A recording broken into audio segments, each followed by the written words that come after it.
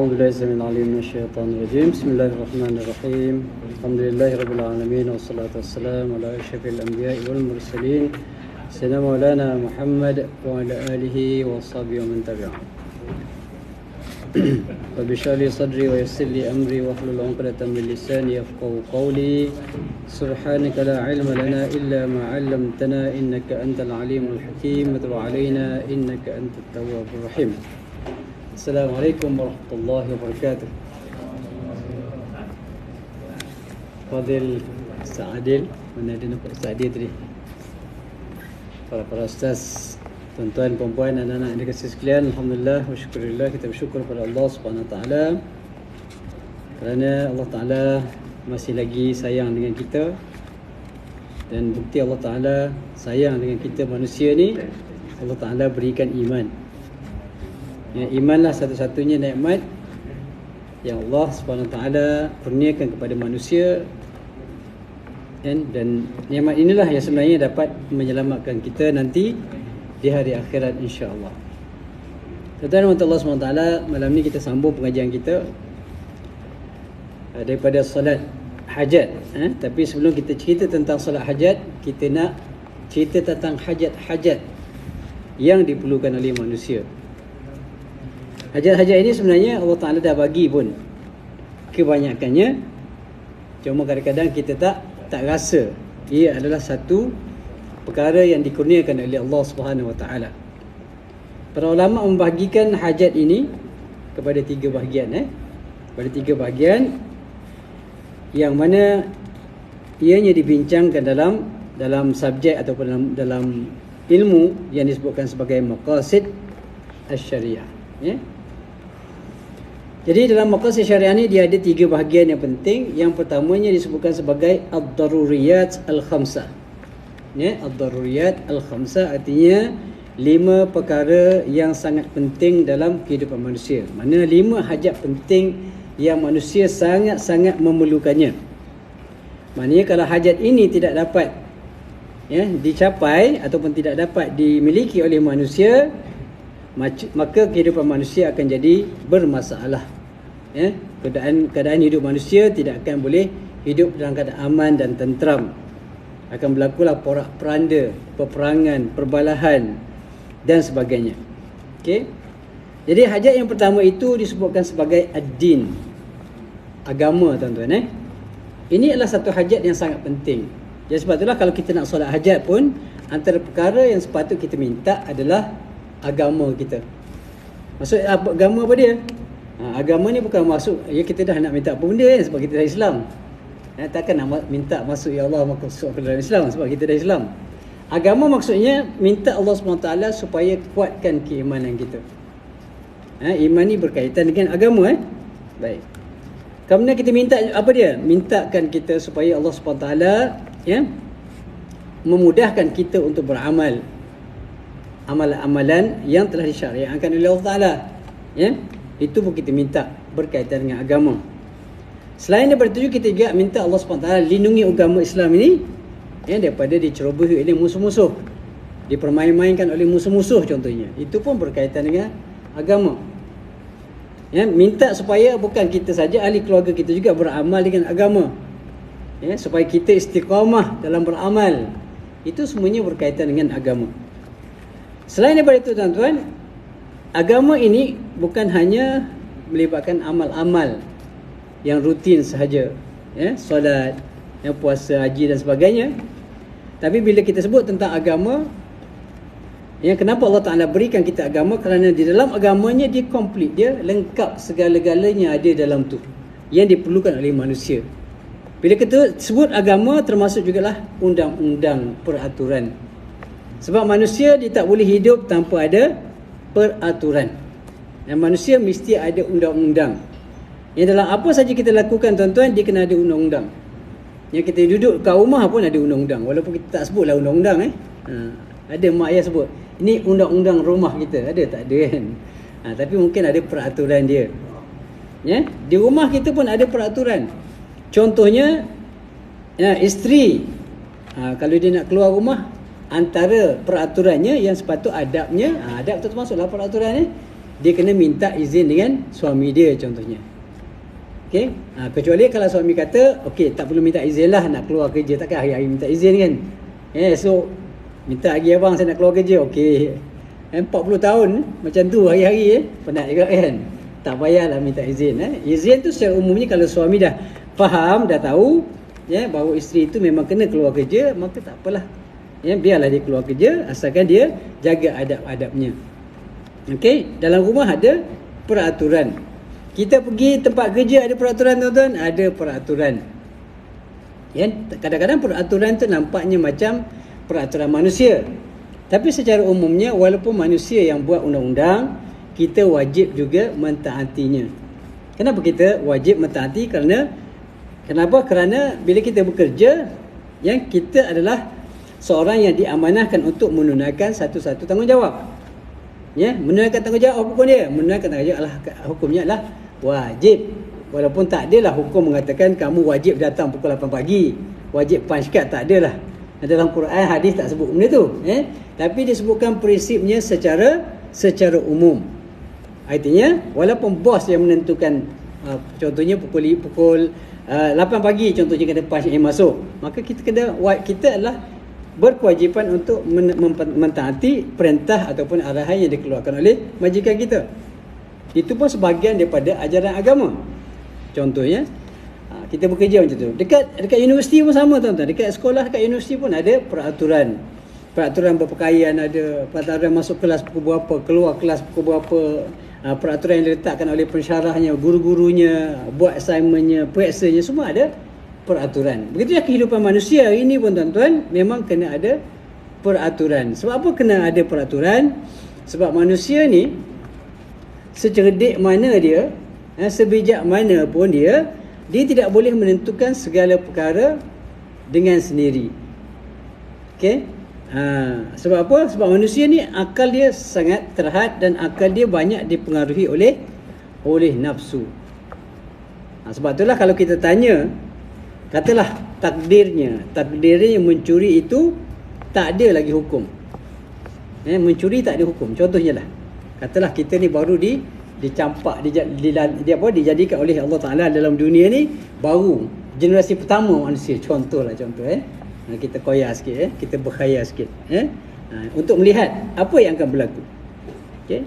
Katalah kita antara generasi pertama manusia yang dicipta oleh Allah Ta'ala di atas muka bumi ini dan tak ada undang-undang pun lagi. Okey? Jadi bila tidak ada undang-undang, apa yang berlaku? Kita akan menentukan apa yang baik, apa yang tidak baik berdasarkan kepada ijtihad pemikiran kita. Baik, kalau kita ambil satu perkara lah, mencuri hukumnya. Katalah hukum mencuri tidak ada. Sebab kita baru dicipta oleh Allah Ta'ala. Contohnya lah. Baik. Jadi mencuri, apa hukum dia? Secara logiknya. Secara logik ni kita nak letak halal ke haram? Haram. Sebab apa haram? Sebab zalim. Okey, sebab zalim. Kita tahu zalim sebab apa? Sebab ada hukum. Kita tahu dia zalim sebab ada hukum. Hukum kata zalim. Hukum kata dia haram. Bila haram tu zalim. Ni sekarang kita guna 100% akal kita. Logik. Kita berada dalam keadaan memerlukan sesuatu. Undang-undang tak ada. Cuma kita sekarang ni nak berbincang, okey, nak bermesyuarat, bermuzakarah, kita nak letak hukum mencuri ni apa dia. Contohnya lah. Jadi kita ni baru semua generasi pertama. Contohnya lah.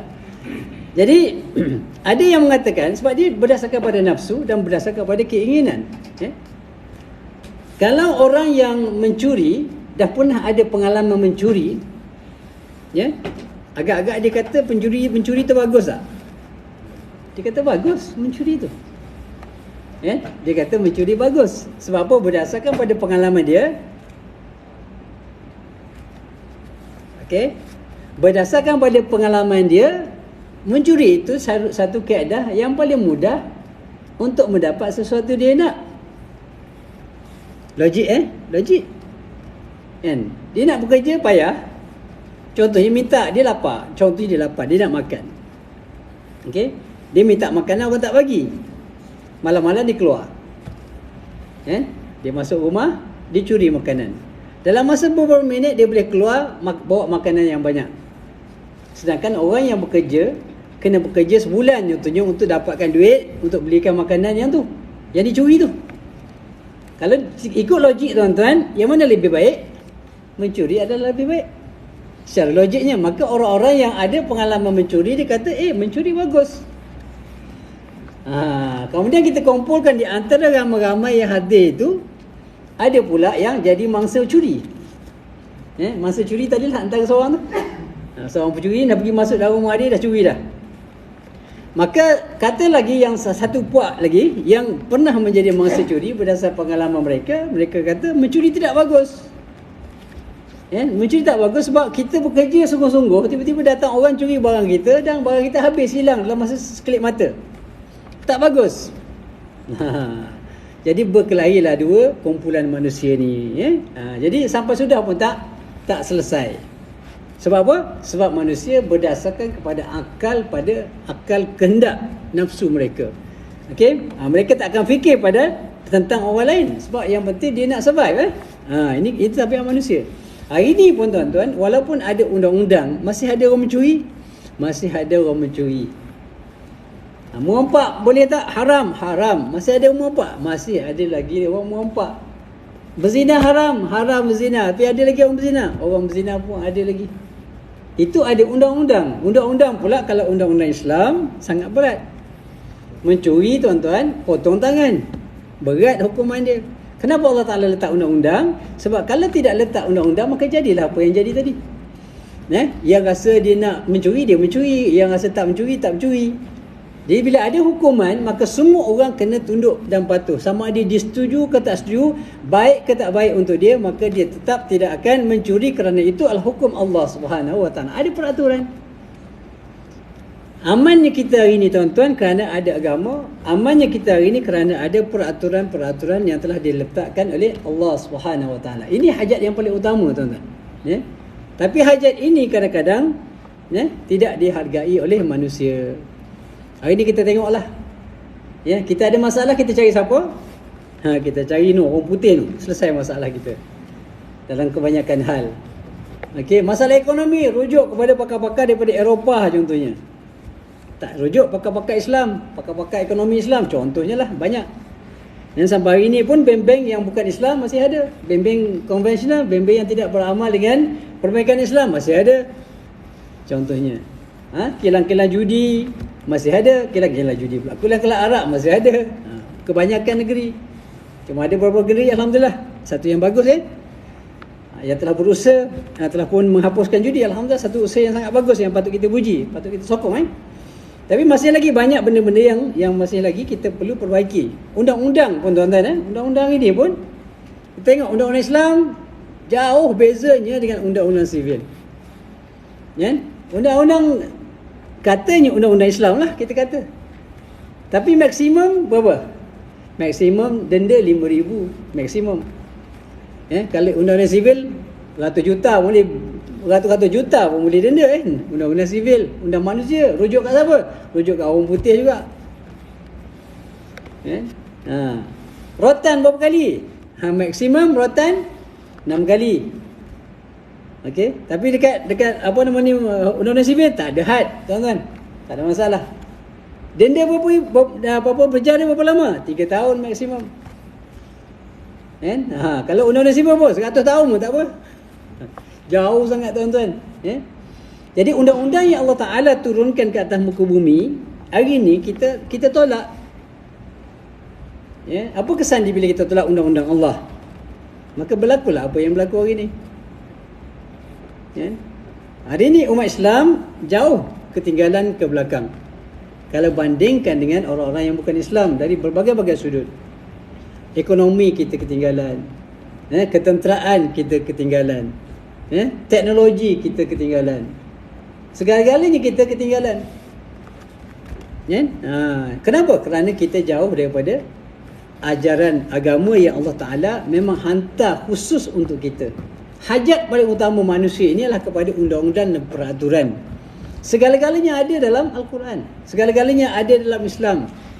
secara prinsipnya, bukan secara detail lah, secara prinsipnya semua ada dalam Islam itu sendiri ada jalan, ada solusinya. Sebab itulah kalau kita tengok dalam semasa zaman semasa berlakunya pilihan raya dekat Mesir, Ikhwan Muslimin contohnya dia menggunakan slogan apa dia? Al-Islamu wal hal. Islam adalah jalan penyelesaian. Jadi hari ini tuan-tuan, kalau kita nak jadi hebat, kalau kita nak jadikan umat Islam ini hebat macam dulu-dulu, wajib kita kembali kepada ajaran Islam dalam keseluruhan kehidupan kita.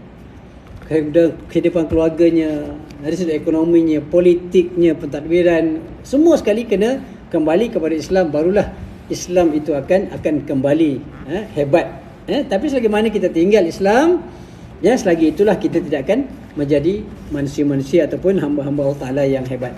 Seperti itu hajat yang paling utama tuan-tuan. Jadi kalau kita nak minta, kalau nak solat hajat pun, utamakan itu, minta dulu. Minta Allah Ta'ala kuatkan iman, mintakan Allah Ta'ala kembalikan Islam ke tempat asalnya, memberikan kekuatan Islam. Minta supaya Malaysia ni satu hari menjadi negara Islam yang mengamalkan Islam seluruhnya. Itu antara hajat-hajat yang perlu kita minta, tuan-tuan. Baik, itu hajat yang pertama. Maknanya kalau tidak ada agama, manusia ni hidup dalam keadaan yang kocak-kacir lah. Bila tak ada peraturan, peraturan ada, banyak negara-negara yang negara luar pun sebenarnya ada peraturan, tapi peraturan mereka tidak berasaskan kepada wahyu Allah Subhanahu Wa Taala. Sebab tu kalau tengok negara-negara yang orang putih contohnya, yang mereka pinggirkan mereka-mereka yang bukan daripada kulit putih contohnya. Mereka melihat orang-orang yang hitam, orang itu sebagai orang kata second class citizen contohnya. Jadi itu bukan ajaran Islam. Contohnya, jadi sebab itulah tuan-tuan Allah SWT, hajat utama yang paling perlu kita berikan perhatian bila kita minta solat hajat nanti, yang pertama kali paling kita minta adalah agama kita, agama. Agama contohnya yang kita minta supaya apa? Mati kita dalam husnul khatimah. Contohnya, itu pun sangat-sangat penting sebahagian daripada perkara yang patut kita minta. Baik tuan-tuan Allah SWT, jadi Allah Ta'ala dah bagi agama kat kita, dan Allah Ta'ala bagi agama kita pula percuma. Khususnya kita orang Islam tuan-tuan. Kita tak pernah minta pun jadi Islam ni. Tapi Allah bagi. Allah bagi Islam itu secara percuma kepada kita tuan-tuan. Tak perlu kita minta, tak perlu kita susah-susah payah. Lahir je terus Islam. Sedangkan orang lain tuan-tuan susahnya nak dapat Islam. Ada yang mati dalam keadaan yang tidak Islam pun ramai. Tapi kita ni alhamdulillah lahir saja terus jadi Islam. Jadi itu satu nikmat yang sangat besar yang Allah Ta'ala berikan kepada kita. Sebab kalau ditakdirkan Allah lahirkan kita dia bukan dalam Islam tuan-tuan, belum tentu lagi kita jadi Islam. Belum tentu lagi kita jadi Islam. Sebab apa? Sebab cabaran untuk orang yang nak masuk Islam ni sangat berat. Kita tengok macam-macam cabaran dia. Daripada keluarganya, daripada kawan-kawannya, susah. Ada setengah-setengah negara tak boleh langsung tunjuk Islam. Kena tunjuk Islam, tangkap tuan-tuan. Payah ni nak jadi orang Islam. Jadi kita alhamdulillah tuan-tuan. Jadi itulah perkara ataupun nikmat yang Allah Ta'ala, kurniaan yang Allah Ta'ala bagi pada kita, hajat yang memang sangat-sangat kita perlukan. Cuma kadang-kadang kita tak pandai nak menilai hajat kita yang sebenar itu. Kita lebih nampak hajat kita apa dia? Dunia lah tuan-tuan. Hajat kita yang utama duit, contohnya. Kalau yang belum kahwin, nak kahwin, itu hajat kita. Yang dah kahwin, nak anak, contohnya kan. Itu hajat yang kita mudah nampak. Tapi agama ni macam tidak menjadi satu keutamaan kepada kita. Padahal itulah nikmat hajat yang sepatutnya kita minta dengan Allah Subhanahu Wa Taala. Baik tuan-tuan, Allah Subhanahu Wa Taala, selepas Allah Taala memberikan hajat kita, kalau kita nilai betul, kalau kita guna betul hajat agama itu sebagai satu bentuk hajat yang kita nak, maka insya-Allah hidup kita akan selamat. Tapi itu saja tak cukup. Ada agama saja tak cukup, ada iman saja tak cukup, beramal, solat, ibadat semua tak cukup. Sebab apa?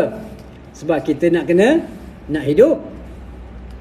Ada undang-undang yang berkaitan dengan agama, tapi tak ada undang-undang yang berkaitan dengan penjagaan nyawa manusia contohnya.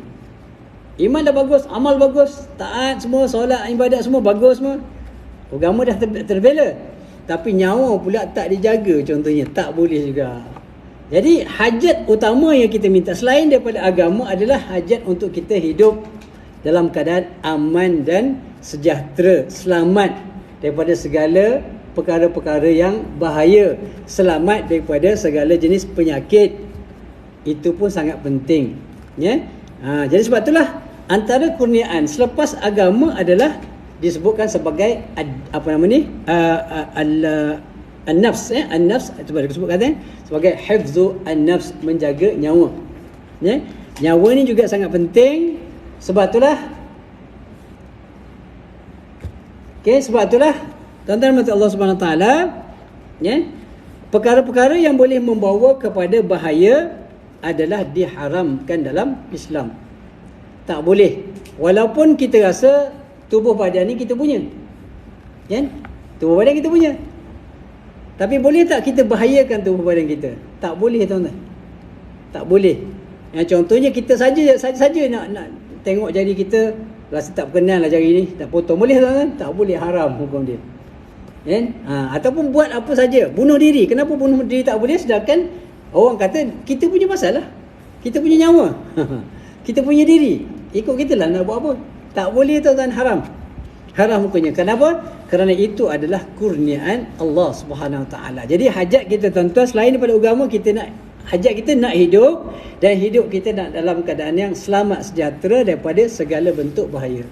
Jadi apa-apa saja yang membahayakan diri kita, maka dilarang kita melakukannya, ya, sama ada di atas diri kita sendiri ataupun ke atas orang lain, ya, sama ada diri sendiri ataupun atas orang lain. Tidak boleh kita melakukan perkara demikian, ya. Diharamkan juga dalam Islam.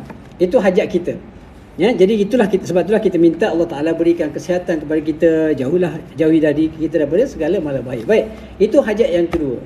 Okey. Selain hajat agama dan juga nyawa, tuan-tuan, hajat yang juga paling utama adalah akal pemikiran kita. Jadi akal ni sangat penting, tuan-tuan, ya. Kalau contohnya kita dah ada agama, okey, kemudian nyawa pun ada, maknanya kita boleh hidup dengan selamat sejahtera. Tetapi kalau akal tak dijaga, maka tak ada nilainya kehidupan manusia, ya. Contohnya lah, kalau kita kata tidak ada undang-undang yang mengharamkan arak contohnya, boleh minum arak bila-bila masa, tak ada masalah. Seperti mana yang pernah berlaku di zaman Nabi SAW, sebelum pengharaman arak berlaku, arak itu dihalalkan atau diharuskan. Sebab apa? Sebab arak ini adalah satu jenis minuman yang memang menjadi minuman asasi lah orang-orang dulu, sampai sekarang pun masih ada orang yang bukan Islam, masih arak ini masih satu perkara yang menjadi sebahagian daripada kehidupan mereka, ya. Jadi oleh kerana arak ini adalah satu minuman yang biasa diminum oleh orang Arab, ya, orang masa itu, ya, maka arak itu tidak terus diharamkan dalam Islam, ya, tidak diharamkan. Maksudnya orang Islam masih lagi minum arak pada zaman Nabi sallallahu alaihi wasallam, ya, sebelum penghalaman itu berlaku. Baik, sehinggalah satu ketika ada sahabat bertanya kepada Nabi sallallahu alaihi wasallam, sebab apa? Sebab biasanya, tuan-tuan, bila kita mula buat benda-benda baik, kita mula nampak benda-benda yang tak baik, ya. Kalau kita berada dalam keburukan, dia payah nak nampak yang buruk. Tapi kalau kita berada dalam kebaikan, dia mudah nampak benda-benda yang tak baik. Orang yang biasa minum arak, orang biasa berzina, orang biasa berjudi, orang biasa buat maksiat, dia tak nampak kejahatan tu. Arak biasa, zina biasa, judi biasa, tipu biasa, rasuah biasa, dia tak nampak. Tak nampak kotor. Sebab dia berada di tempat yang kotor, dia tak nampak benda kotor. Sebab sama ni semua. Yang nampak kotor ni siapa dia, tuan-tuan? Yang nampak kotor ni kalau kita berada dalam keadaan yang bersih. Ibarat macam ni lah. Ibarat kain yang putih. Kalau kita pakai pakaian putih, tuan-tuan, walaupun sekecil mana pun kekotoran tu, jauh lagi dah nampak. Jauh lagi dah nampak. Tapi kalau kita pakai hitam, tak nampak sangat, dia payah nampak. Apatah lagi kalau kekotoran itu juga hitam. Kalau benda kotor tu putih pun ada nampak, tapi kalau tak, dia tak nampak. Jadi sebab tu bila para sahabat mula memeluk Islam, mula mendekatkan diri dengan Allah Ta'ala dengan solat dan sebagainya, maka para sahabat mula melihat keburukan itu sebagai satu bentuk keburukan. Mereka nampak bahawa arak ini bukan satu benda yang baik, walaupun itu menjadi amalan mereka sebelum mereka menjadi Islam. Nampak ada masalah. Sebab apa? Sebab apa? Mereka sudah mendekati Allah, akidah sudah masuk dalam hati mereka, iman sudah masuk dalam hati mereka, maka jiwa mereka menjadi cerah dan mula melihat keburukan itu sebagai satu bentuk keburukan. Lalu mereka pun bertemu dengan Rasulullah sallallahu alaihi wasallam bertanya. Apa yang mereka tanya? Yas'alunaka 'anil khamri wal maisir. Mereka tanya kepada Nabi SAW tentang apa dia? Al-khamr wal maisir, arak dan juga judi. Dua perkara yang menjadi amalan biasa kaum Quraisy pada masa itu. Lalu Nabi SAW tidak tahu apa nak jawab. Akhirnya Allah Ta'ala turunkan ayat. Apa ayat dia? Qul fihima ithmun kabir wa manafi'u lin-nas wa ithmuhuma akbaru min naf'ihima. Jadi Allah Ta'ala jawab kepada Nabi SAW, katakanlah wahai Muhammad, qul fihima, dalam kedua-dua arak dan judi itu adalah ithmun kabir, dosa yang besar, kemudaratan yang besar, wa ithmuhuma, dan dosanya akbaru min naf'ihima. Dosa kedua-dua arak dan judi itu lebih besar daripada kebaikan di dalam kedua-duanya. Jadi bila sahabat radhiyallahu anhum ajmain mendengar ayat ini, maka mereka tidak terus berhenti. Tak terus berhenti, tuan-tuan. Sebab apa? Ayat sebut dalam keburukan itu ada kebaikan. Sahabat-sahabat tanya, ya Rasulullah, kalau macam tu, walaupun kita tahu ada keburukan dia, lebih besar keburukan dia, tapi boleh tak kami nak ambil kebaikan dia? Sebab dalam setiap perkara yang dilakukan oleh manusia, yang berdosa, yang haram, dia tetap ada kebaikan di dalamnya. Tak ada benda yang haram dia seburuk-buruknya, mana tak ada langsung kebaikan. Mungkin dia buruk bagi orang lain, tapi dia bagi orang lain ada kebaikan. Macam kita kata mencuri tadi lah. Mencuri baik tak? Mencuri baik bagi orang mencuri. Tak baik bagi siapa? Tak baik bagi mangsa curi. Hatta bunuh pun ada kebaikan, tuan-tuan. Apa kebaikan bunuh?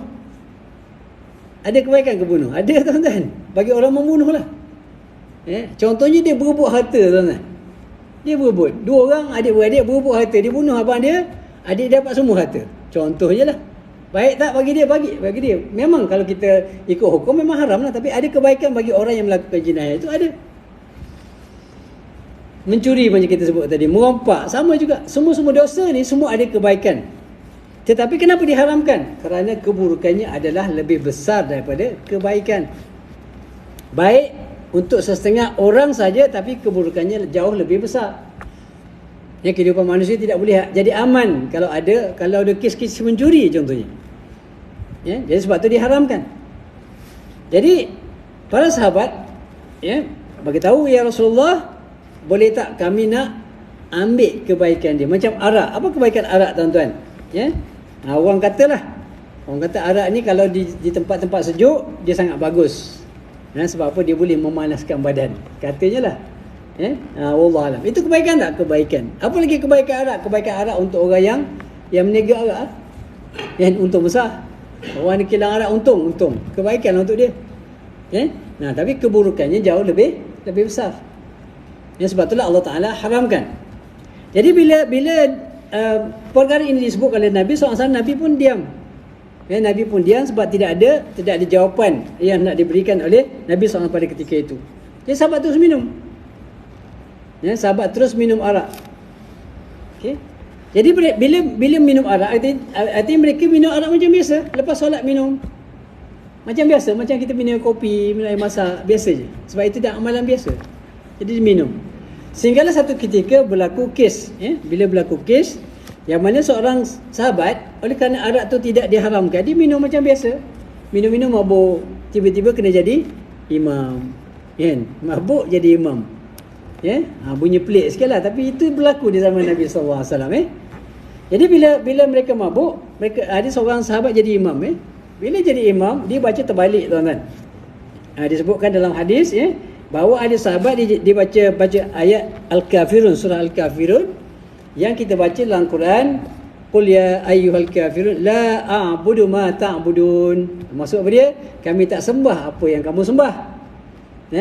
Wala a'budu ma ta'budun wala antum 'abiduna ma a'bud. Kamu pun tak sembah apa yang kami sembah. Dia tukarnya tuan-tuan. Sebab apa? Sebab dah mabuk. Yang sepatutnya la a'budu, dia kata a'budu ma ta'budun. Aku sembah apa yang kamu sembah, kamu pun sembah apa yang kami sembah. Terbalik tuan-tuan. Kalau ikut zahir ayat itu, kalau orang itu sengaja menyebut, maka boleh keluar Islam dia. Boleh keluar, boleh jadi murtad dia. Kenapa? Kerana dia mengakui bahawa dia sembah patung-patung yang disembah oleh orang kafir Quraisy. Jadi murtad, jadi murtad. Tapi oleh kerana hukum Arab pada masa itu tidak diharamkan, maka dibenarkan. Maka akhirnya apa yang berlaku ialah turun ayat yang seterusnya. Ayat ini pun tuan-tuan, dia tidak mengharamkan arak lagi. Cuma Allah Ta'ala bagi tahu apa dia? Wala taqrabus salata wa antum sukara hatta ta'lamu ma taqulun. Masih lagi tidak haram. Masih lagi tidak haram. Janganlah kamu mendekati solat ketika kamu mabuk. Maksudnya boleh lagi minum arak. Ayat pertama kata janganlah mana arak itu, arak judi adalah lebih buruk daripada kebaikan dia. Keburukan dia lagi banyak daripada kebaikan. Sahabat minum sampai mabuk solat. Kalau dalam solat bertukar pula ayat Quran, pun Allah Ta'ala masih lagi tidak mengharamkannya. Cuma Allah Ta'ala pesan wala taqrabus salata wa antum sukara hatta ta'lamu ma taqulun. Maksudnya apa dia? Janganlah kamu mendekati solat. Nak minum-minumlah, tapi dekat solat jangan minum. Supaya kalau kamu minum dekat solat, kamu mabuk, jadi masalah bacaan dan jadi salah. Jadi mereka tolong minum tuan-tuan. Minum masa bila? Lepas isyak mereka minum macam biasa. Contoh lepas subuh, minumlah panjang lagi masa sampai zuhur kan. Minumlah, nak mabuk-mabuk tak ada masalah.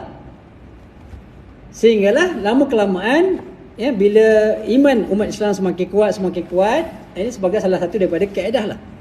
Kaedah macam mana Allah Ta'ala nak didik umat manusia, kerana kalau diharamkan secara drastik serta-merta sekaligus, maka dia mungkin akan menimbulkan masalah. Payah umat Islam nak tinggal, walaupun mereka dah beriman, payah nak tinggal sebab benda tu dah sebati dengan kehidupan mereka. Jadi itulah step-step ataupun peringkat-peringkat, sehinggalah akhirnya Allah Ta'ala turunkan ayat innamal khamru wal maisir wal ansab wal azlam rijsun min amali syaitani fajtanibuh. Okey, maka akhirnya turunlah arak, judi, tenung nasib dan sebagainya. Itu semua adalah daripada amal-amal syaitan, perbuatan syaitan, maka adalah kamu jauhi, barulah diharamkan. Tempoh masa yang panjang tuan-tuan. Jadi kenapa Allah Ta'ala turunkan ayat ini? Walaupun kita lihat secara beransur-ansur, tidak lain dan tidak bukan Allah Ta'ala nak bagi kita hidup dalam keadaan yang aman.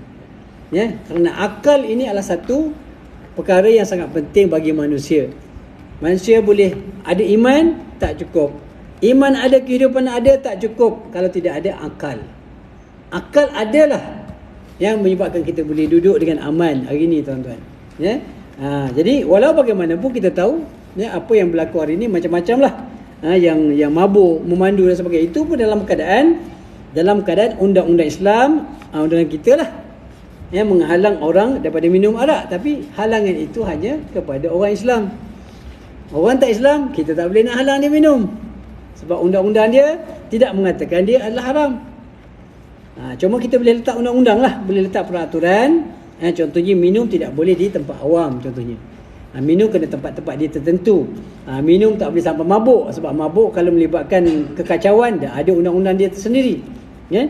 Jadi itulah antara halangan-halangan yang terpaksa kita hadapi hari ini tuan-tuan, bila kita berada dalam keadaan hidup yang berbagai-bagai agama, berbagai-bagai kaum. Jadi kita nak haramkan arak tak boleh. Sebab dalam peraturan dalam undang-undang Islam pun dia tidak mengharamkan orang yang bukan Islam, sebab undang-undang Islam ini tertakluk kepada orang Islam, bukan orang yang bukan Islam. Kecuali pada undang-undang tertentulah. Kalau undang-undang jenayah, undang-undang jenayah, orang-orang yang bukan Islam juga akan tertakluk kepada undang-undang Islam. Tapi kalau bab ada pengecualian lah, macam arak dan sebagainya, arak contohnya, ataupun hari ni kita tengok kalau kita tengok yang bukan Islam, undang-undang yang ada ini undang-undang sivil, kalau berlakunya perzinaan ataupun hubungan kelamin, hubungan intim antara lelaki dan perempuan yang bukan Islam, dia tidak jadi satu kesalahan. Tak ada undang-undang orang Islam, orang yang bukan Islam, zina tak ada bab zina tak ada dalam undang-undang sivil, tak ada tuan-tuan. Jadi kalau mereka nak duduk nak buat apa benda pun, kalau sesama suka, tidak ada masalah. Yang jadi masalah bila kes itu melibatkan kekerasan, paksaan, barulah dia dianggap sebagai satu kesalahan rogol. Kalau tidak, tak salah tuan-tuan. Yang salah adalah untuk orang yang beragama Islam. Jadi inilah di antara isu-isu yang kita berhadapan sekarang ni. Masalahnya hari ini contoh, orang yang bukan Islam berzina dengan orang Islam. Masalah tuan-tuan. Orang Islam tidak dapat pembelaan. Sebab apa? Yang dihukum cuma siapa? Yang dihukum cuma orang Islam. Perempuan Islam berzina dengan orang bukan Islam. Orang bukan Islam tak boleh didakwa. Ini masalah dia tuan-tuan. Bila kita ada dua undang-undang, dia akan jadi masalah. Tidak ada mana satu sudut kita tengok tak ada keadilan bagi orang Islam. Mana orang bukan Islam boleh berzina dengan orang yang Islam, kalau yang kena hukum orang Islam saja.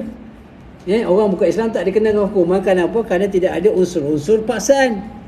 Bila tak ada unsur paksaan, maka tak boleh dikenakan hukuman. Sebab dalam undang-undang sivil tidak ada undang-undang yang mengharamkan perbuatan zina.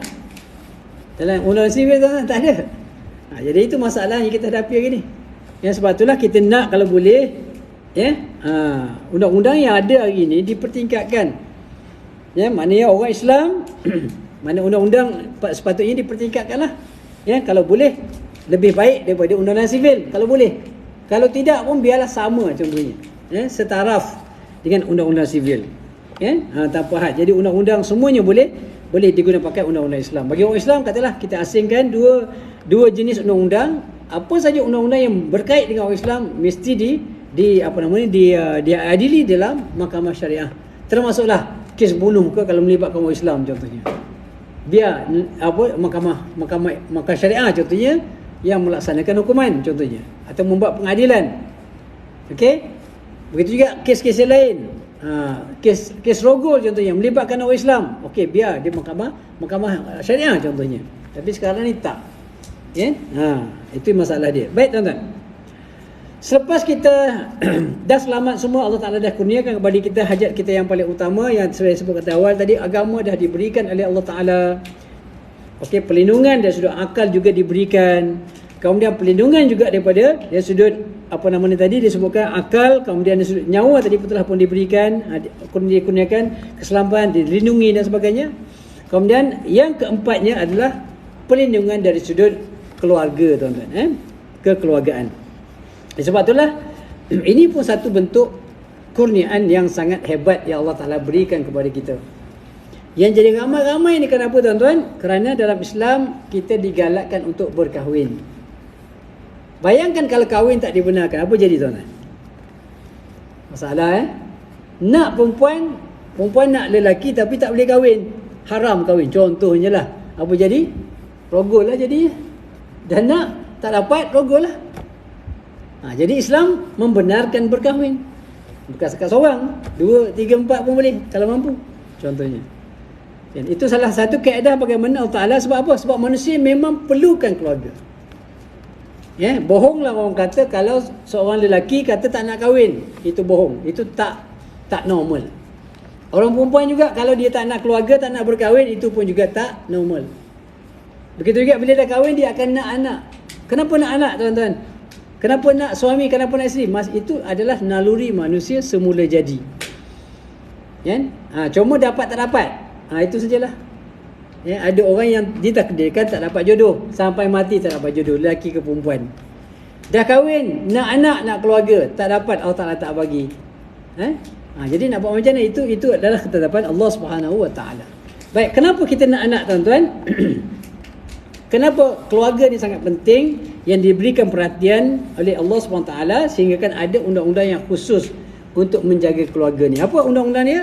Undang-undang dia adalah pengharaman zina. Pengharaman membuat tuduhan palsu berkaitan dengan zina. Itu juga adalah kaedah dan cara macam mana Allah SWT melindungi keluarga. Sebab bila kita sebut keluarga, tuan-tuan, dia bukan hanya ada anak, ada suami, ada ayah, ada suami, ada isteri. Tak. Dalam Islam, keluarga ini cuma dianggap sebagai keluarga jika sekiranya perkahwinan itu berlaku. Ada perkahwinan. Ada perkahwinan. Kalau tak kahwin, tidak dianggap sebagai keluarga. Jadi kenapa perlunya perkahwinan? Sebab kalau setakat nak anak, tak payah kahwin pun tak apa, dapat anak. Ramai je orang ada anak tapi tak kahwin. Ada. Kenapa perlu berkahwin? Kerana bila ada perkahwinan, adanya hubungan yang rasmi. Bila ada hubungan rasmi, adalah tanggungjawab dia. Bolehlah cari siapa yang bertanggungjawab. Contohnya ada anak lari, contohnya anak budak 4-5 tahun berkeliaran, contoh seorang-seorang. Orang cari siapa? Orang cari mak ayah dia. Kalau tak ada mak ayah dia, kalau tak kahwin, anak siapa entah. Tak tahu anak siapa sebab mak ayah tak ada. Mak mungkin kenal lah, tapi tidak ada berdaftar. Nak tengok anak pun tak tahu beri siapa kan. Contohnya payah payah. Sebab itulah apa-apa berlaku orang akan rujuk pada mak ayah dia. Sebab tu keluarga penting. Itu satu. Yang keduanya, pentingnya keluarga ini adalah kerana Islam melihat anak-anak ini adalah satu aset yang penting. Okey, aset yang penting selain daripada dia memberikan kegembiraan. Bagi orang yang ada anak, dia rasalah. Dia akan rasa yang paling suspend, ini pengalaman saya lah. Yang paling suspend anak mula lah, anak-anak sulung tu memang suspend lah. Nak tengok macam mana lah dia, yang selamat ke tak mula-mula. Masuk yang ke-16 ni dah tak ada dah, tuan-tuan. Dia tak ada, debaran ni dah kurang lah. Cuma kita doakan yang selamat je lah. Tapi secara umumnya anak yang pertama tu yang paling suspend lah. Cucu dah 10 dah, Ustaz. Dah 10 dah. Baru 10 lah, baru 10. Cucu. Okey. Jadi keluarga penting, tuan-tuan. Keluarga penting. Keluarga ni penting untuk dunia dan akhirat. Jadi tuan-tuan, insya-Allah Isyak dah masuk. Jadi kita berhenti di sini. Insya-Allah kita sambung pula pada minggu hadapan, insya-Allah, untuk hajat-hajat yang seterusnya, insya-Allah. Mudah-mudahan sedikit perkongsian pada malam ini ada manfaatnya, insya-Allah. Aku qauli hadza wa astaghfirullah li wa lakum. Wassalamualaikum warahmatullahi wabarakatuh.